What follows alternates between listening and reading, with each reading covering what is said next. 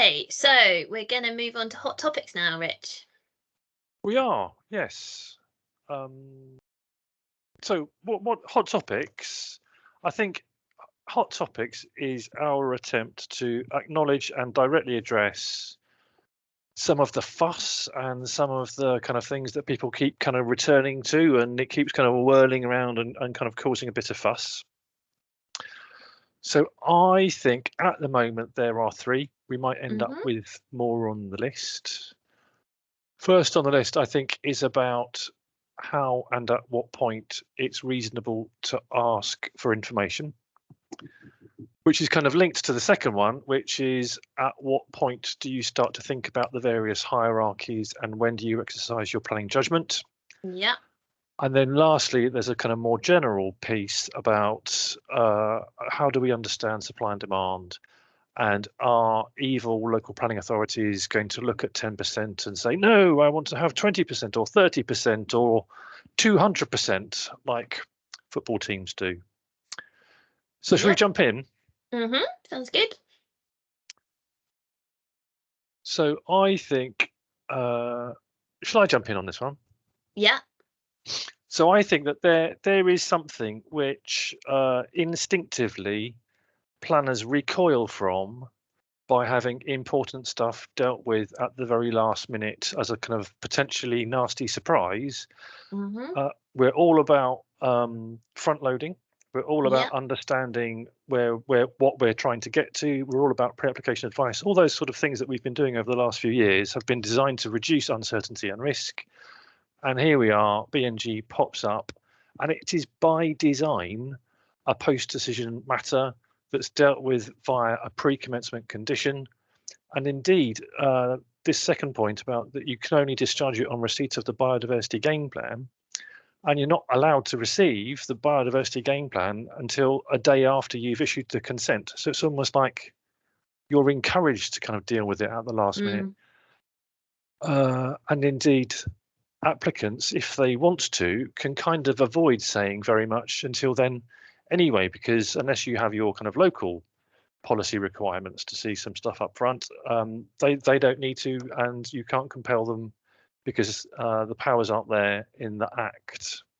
Yeah. So I suppose my point is, let's not do it like this. I mean, even though it's designed to work like this, let's just not. It doesn't suit local planning authorities. It doesn't suit applicants. Let's have a sensible conversation about the mix of on and off site early on. And if it's going to be a big deal, ideally even before the application comes in. Yeah. So this last point is, in the short term, I think that we are going to quite quickly see a patchwork of approaches grow up around the country. People have already started doing consultation on their validation checklists. Yeah. I think people are starting to ask for some kind of BNG statement or an ecology statement that goes beyond the statutory minimum information requirements. Yeah. I support them doing this. I think they're doing it for the right reasons. I think it's sensible. Yeah. Because when you talk to developers, they say, of course we have to know, what we're going to do. We have to price in the credits. Hesitated then. Credits / units or credits. Yeah. Just say slash. Yeah. Yeah. So they have to be able to price it in, or they have to understand how they're laying out their site. So of course, and I find it difficult to imagine a situation where an applicant would knowingly just kind of hang it out until the last minute and then kind of go ta-da. But I suppose in theory it could happen, and it's kind of upsetting to people. So this is definitely hot topic number one. Yeah, and I think from an ecological point of view as well, it's something we've been pushing for years. But coming from that perspective is, you need that information up front. So you need to understand the baseline, but you need to understand what you're doing with that as much as possible. And because that reduces the risk as well for the developers, they don't want to, and it causes costs. If things come in later on, they cause late costs later on. If you don't know what you're dealing with, it's a risk which you ideally want to manage down. So I think it suits all parties, as you said. So yeah, and it suits the newts. It's all about the newts, and I think it feels quite acute at the moment because like we discussed when we were talking about scenarios, like when we discussed the kind of context of all this, it feels, it's causing a bit of a panic, and there's lots of kind of new things that people are worrying about. But I think over time, this risk will be reduced down, because we'll start to be able to see how it works out in practice. We'll understand how the local nature recovery strategy helps people understand the wider the wider / more local BNG opportunities. Yeah. People, when they're doing a call for sites, will start to flag up interesting kind of habitat-based opportunities. So when you're getting into the early stages of thinking about what you're going to do on a site, you'll have your kind of card marked about what matters and where it is, and we'll get a bit more comfortable, I think, sharing Definitely. sharing the intent. This is what matters to us as a council. Yeah. This is how we see how pragmatically we can get this sort of stuff on, but we can't get this sort of stuff either. And that last point, I think I've heard Natural England say that they're going to be working on some toolkits or something to help normal people like me understand, these sorts of habitats actually play quite nicely with residential uses or commercial kind of industrial estates or whatever, whereas these other sorts of habitats, well, actually, no, they're better for nature, better for the newts, to have them kind of over there on a hillside, large scale, big chunks of stuff, rather than little patchwork of stuff in the development. But definitely, that's hot topic number one. And I suppose I just want to sort of leave it by saying, if a council asks you for more stuff than statutorily they have a right to ask you for, I think the starting point should be they don't want there to be a last minute fuss. It costs you nothing. You will have already thought about this, so why don't you just say, yes, glad you asked. Here's what we're going to do about BNG, and let's all do it proportionately, and let's not require more detail, more certainty than you might have at the very beginning of the planning application process. And I guess it's worth bearing in mind that, part of the reason why the system was designed as it is because there are certain applications where it's just not possible to provide that information up front, and there are reasons why, and obviously that's frustrating, but so I guess there's pragmatism there, in the sense of, there will be times when that's just not possible for various reasons, but they should be justified. So yeah, and there's a kind of separate conversation, isn't there, about the really big and the multi-phased and the stretching over several years, and exactly. there are going to be times when you're not going to know precisely where you're going to end up. Yeah, but I think the other thing to bear in mind with all of this is, if we're talking about major development, the biggest risks and issues will come from major development mostly. So, and with those, hopefully you're having pre-app discussions anyway, and they've potentially signed a PPA, etc., etc. So, I think it's worth bearing in mind the smaller developments, sometimes this might not work perfectly, but probably in the grand scheme of things, that we'll work it out over time, but you may get some falling through the net, and that's frustrating, but it's not the biggest deal. Absolutely. So that was hot topic number one. Mm-hmm. This is hot topic number two, and it's just this it's the precision of language, I think, that worries people, because here at the top of the screen you've got, well, this is the PPG as it talks about what you may want to do at the point where you're determining a planning application.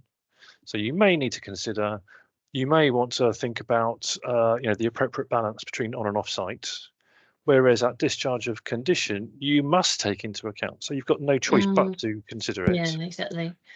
So I've kind of read it, and then there's this other bit in the same paragraph 16 of the PPG, which says, given this, it would generally be inappropriate for you to refuse an application if you don't think that the biodiversity gain objective would be met, which just, it's just a load of, I suppose I'm slightly stupid, so I'm allowed to say, I've read it a lot of times. I still don't really understand it. It's kind of an invitation to kind of be a bit confused and confusing. Wouldn't it be better if it was kind of clear at what stage it was proper to consider the BNG goal, and also how the BNG hierarchy and the NPPF hierarchy is dealt with. And I'm going to put you on the spot in a minute and ask you to talk about that. There's a kind of side point for us, I think, in councils that often with a major, it will be a planning committee issuing a consent. Yeah. And are they then happy without it coming back to them that the condition will be discharged by an officer? There's a bit of sensitivity at the moment about committees going into battle, having a negotiation, a hard one kind of sometimes concession, only for it to be nibbled away when they're not looking at it. And I don't want that to kind of come back and haunt us. So the whole thing is a bit of a muddle, but definitely, a bit like we said in one of our other kind of editions of this podcast, it's all about simplicity and it's all about common sense. And common sense suggests, let's not have an argument late in the day. If we're going to disagree, let's at least see that we're going to disagree and work out if there's anything that we can do about it. Now, I warned you about this. So this is the hierarchy and the two hierarchies, and then there was recently a change to one of the hierarchies. Yeah. Can you help me understand? Yeah. So I guess sort of going back to what we were talking about before, I guess there's two considerations to take into account. There's the BNG objective, which is, can they meet the 10%?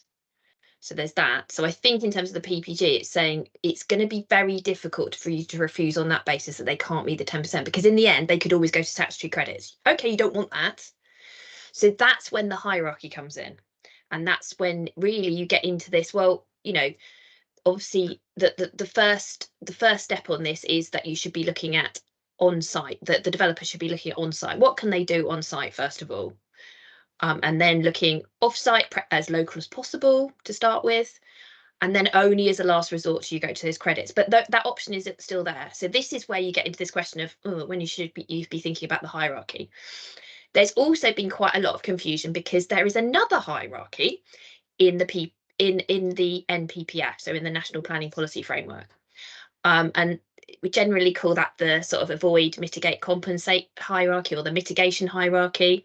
So there's a little slide here. I stole this from one of your old presentations. Yeah, so this is okay. A little bit out of date because I did it before the regs and guidance had come out. But basically on the left there, you've got essentially the mitigation hierarchy. But I think a really important point to pull out of there, which isn't on this slide, is that actually it's about significant harm, that hierarchy. So if you look at paragraph 186 of the NPPF, it specifically says if significant harm to biodiversity resulting from a development cannot be avoided, adequately mitigated, or as a last resort compensated for, then planning permission should be refused.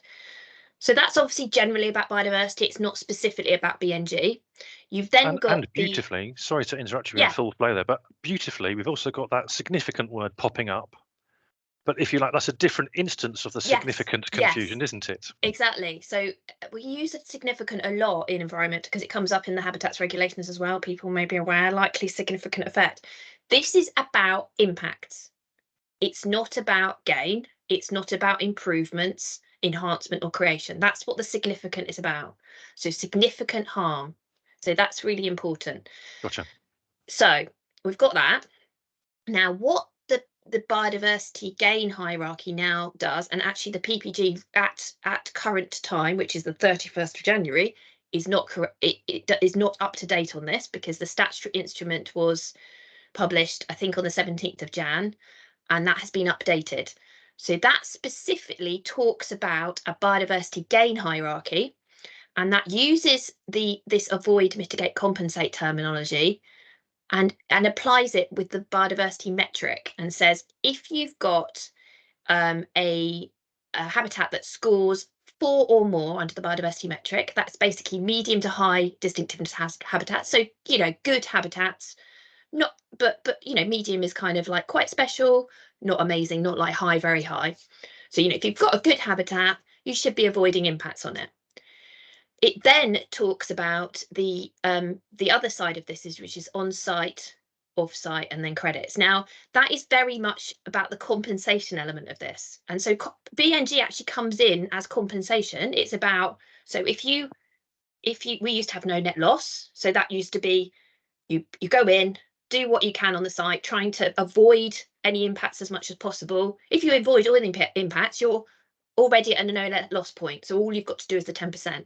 If you can't avoid them, you've got to do that little bit to get to no net loss plus the 10%. So that's where your compensation comes in. It's those elements. So that's where the hierarchy in terms of on-site, off-site and credits comes in. And that applies across the board. That's not just for those. So this is my understanding from the change to the legislation, or the actual legislation that's got, that's been finalised rather than the draft which came out in November, is that applies to everything.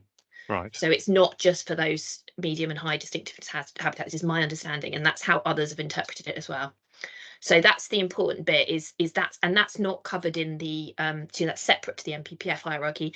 I don't think there's much difference between the two. I think it's just, specifically you need to think about this for biodiversity net gain, but essentially you should be trying to avoid significant harm to biodiversity and then mitigating it as much as you can. And that's before you get into the BNG side of things. So I think that, I can see why it's confused people, because actually, yeah, you are entirely at liberty to consider some of these things at planning application stage. It'd be proper actually for you to consider them at planning application stage. But then some of them, like the choice between credits and units, it probably wouldn't be proper. And actually, as long as ultimately the 10% is delivered and secured, you might have opinions, but I don't think you'd be able to say, well, if you don't do it locally, we're going to refuse it. Yeah, and particularly, this is where we come into, talking about the markets and what do you know about the markets, and if those units aren't available at the moment, hopefully they will be over time. I mean, how can you refuse it if it's not delivered locally? They can't do it. So I think that's the important bit. It's almost like, it's not, are you applying the hierarchy, it's which bits of the hierarchy you're applying. And so you might be able to apply steps 1, 2, 3 and 4, but you maybe can't apply 5 and 6. Understood. Yeah, well, I think we can explore this more in the thing that we haven't written yet, which is our advice for planning committees. Yeah, and hopefully, but I think probably by then the update to the PPG will be out, and I think hopefully, fingers crossed, that'll make it a bit clearer as well. Yes. So that was hot topic 2, planning judgment, hierarchies, timing thereof, scope thereof. Do you want to take us into hot topic 3? Yeah, so although it's different, again, it links in because we're talking about that difference between on-site and off-site. We know already from local authorities that have tried out doing BNG before it became mandatory, that planning committees often have very strong views about off-site and how local it should be. I've heard of councillors arguing that it should be within the ward that development is. This is obviously about impacts on local residents, and you can totally see.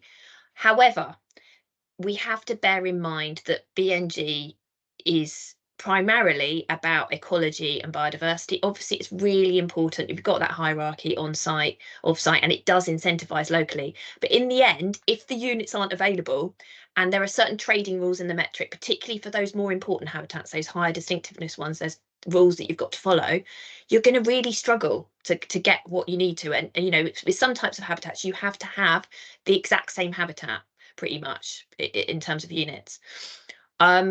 So I think it's really, we know at the moment the offsite market isn't quite there, and it will take time to deliver it. And so, it's really worth bearing that in mind, that in some cases, particularly where you're talking about something rare, it might not be available locally. You might have to go further away in the market, or even to the national credit scheme in the short term. That's why the credit scheme's been set up, because it's recognised that there will be issues to start with. And I think the other side of it is that sort of, it's the local, but it's also the do we want to achieve some wider objectives for this? Do we want it to meet some of our carbon targets, or and again, yeah, great, bring that in. Those are planning, where those are planning considerations, particularly if you've got something on your local plan on that. But in the end, you've got this legislative requirement that you've got to assess. So you've just got to bear that in mind. What's in the policy balance, and what is a real legislative requirement? So I think there are some things where the local nature recovery strategy will give us more information on that, as it says here, on the types of habitat available, where the opportunities may be, that sort of thing, which would be great. But I think at this point you need to be really clear on what the market looks like, so you're not pushing you're not pushing yourself into refusing applications that actually, on the basis of perhaps they're saying, I'm going to go to credit, going off site, or to credits, because they're just not available locally. So yeah, but just also, I mean, it says on there, do remember that the metric has these incentives, and it's more expensive to buy the further you go away, and the credit scheme is very expensive as well. So it layers it up in that way. So it's not just about you making that decision yourself and pushing for it. It is incentivized financially for developers not to do that. So This is the famous spatial multiplier. yeah, exactly, which we will describe further when we do a bit of a deep dive, I think, on the metric. But yeah, excellent. So I think there's a bit of anecdote here, isn't there? Because we're being told local authorities who hitherto have been quite relaxed and chilled out about things are suddenly saying, "Oh no, we insist on everything being on site," slightly out of the blue. And I guess there's a double risk here, maybe, of what happens when councils have their own sites in the game, and how much will it be made to look like, well, look, if you put your units on our site, it's okay, but if you dare to go somewhere else, then we're going to be really upset with you. And I think there's a bit of understanding how we can fairly interact with a market-based mechanism, and I think that's going to be a little bit new for us, and there might be some learning to do to keep that fair. And then the local plan thing, I mean, it's definitely early days for local plans and policies, isn't it? Because to be frank, we're all just worrying about the mandatory 10% without worrying about going any further. Yeah. But this point about the 10%, it was never intended to be a ceiling, and it would be a real shame if those places that either had a very kind of slick operation or had a really fantastic opportunity to create gains, that they were kind of discouraged from doing that. So let's do this while we're being recorded. So I was thinking about this and kind of in what circumstances it makes sense. And I was thinking, the argument that I would run if I was an LPA is, look at my values, they're really low. 10% of a really small number is a really small result. Look at this opportunity that I've been very clever and I've kind of identified. Look at the cost per use, because ultimately it's going to end up as a viability argument, isn't it? Yeah. And if you can say, look at this opportunity, look how clever I've been to bring down the cost per unit, therefore I think I can go further. I mean, I think that's sort of how I'd see that argument being run. Is there a better way of doing it? Yeah, no, I mean, I think that's it. I think there's also something about whether local authorities want to think a bit differently about whether it needs to be a percentage. So in some places where you've literally pretty much got nothing on the site, do you want to start thinking about you have a minimum number of units per hectare or something like that? Because some urban authorities, I know, they're saying, well, because even if you do 10% of nothing, it's nothing. So and I think this is where you come into what are your wider policies around this. Are you looking at green, as we said already in one of the other sets, green infrastructure framework? Are you looking, do you have urban greening factor? So I think the key thing is you can't push on this unless you've got something in your local plan, and that will be tested at examination, and you will need evidence for that. And that will definitely touch on viability. But we know, so there's only one local plan that goes above 10% that's been adopted so far, Guildford. It's got 20%, but there is, I think it's South Oxfordshire. I probably need to remind myself of that. But there is another place where there is an area action plan that goes to 20%. So obviously an area within that local authority that's been identified as particularly for whatever reason that it needs to go above. So that's worth thinking about as well. I know some urban authorities have been talking to me about, well, we might say for the very city centre, we have a different approach. Yes.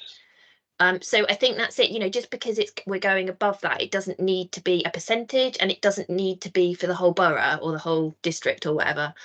It's probably, but I think it's also just worth bearing in mind what 10% actually means, and that it is probably more than people think. And it's a really, if we do it properly and you can really secure that and make it happen, it's going to be huge. It's going to really make a difference. So, I think there are some arguments, although, yes, we don't want it to be the ceiling, the environment access a minimum of 10%, it's worth bearing in mind that actually, if we do it properly and we can make this work, perhaps we should focus on that rather than push all the time, Well, and also, I guess it's not only for local authorities to do the pushing, is it? I think at the moment, everyone is being slightly cautious because they don't want to overpromise. Yeah. But I can definitely see a time when 10% just becomes normal and easy. Yeah. And site promoters are saying in the local plan process, Yeah. it's not We've got one that 10% can on do. this site. Yeah, we can do Yeah. 40% on this or Yeah, and 50% on I that. remember, you know, probably over a year ago, we had a local authority saying, "Oh, people start offering more to, you know, to perhaps override some other planning concerns." And I was like, well, yeah, you know, probably. And we know some developers are going above that, and for certain sites it's quite easy to go above that, you know, we know that you know, but for other sites it won't be. So again, it's that sort of site specific, area specific, you know, and you know, where I know, you know, where viability is maybe less of a concern, it's probably going to be more possible. You know, it's interesting to me that Guildford is the place that has done it so far, and they went through that viability argument. And you can Yeah, think and what you want also, about that. well, I was going to say,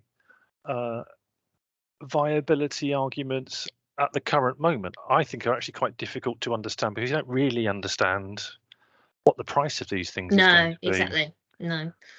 And we were having a conversation off camera, weren't we, about, you know, do we really understand what a price of a unit is going to be at the moment? Are they going Yeah. to be public? Are they going to be Yeah, fixed? Are you exactly. going to find people going, well, if you want buy three, get one free kind of Yeah. thing? Yeah. And you know, that's the thing with an open market. Obviously, we've got the credit scheme that's very clear on the pricing. But in terms of the wider market, it's open. So, you know, you will probably get people undercutting people, but you know, yeah, exactly. So Right, well, that's the end of mind maps. I lovely. think next on the list is the worked example, but should we cut this one here?